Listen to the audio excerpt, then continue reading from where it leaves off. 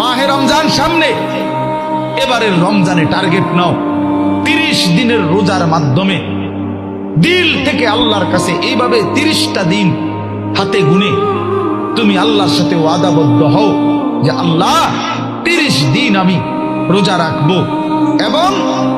যৌন চাহিদা, লজ্জাস্থানের চাহিদা, অশ্লীলতা, বেহায়াপনা, নর্তকী, নাচ গান, উলঙ্গ ছবি দেখা, নারীকে নিয়ে চিন্তা ভাবনা, মেয়েকে নিয়ে অশ্লীল চিন্তা ভাবনা, অবৈধ কোনো প্রেম সম্পর্ক, হারাম কোনো রিলেশন, এই সব ত্যাগ করে বন্ধু 30টা দিন মনোযোগ দিয়া রোজা রাখো, তারাবি পড়ো,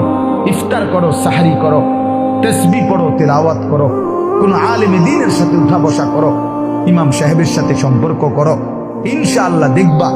আল্লাহ চাহে তো 30 দিনের মাথায় আল্লাহ বলেন লাআল্লাকুম তাত্তাকুন, আমি আল্লাহ ওয়াদা দিলাম মোমেন তোকে মুত্তাকি বানিয়ে দেব।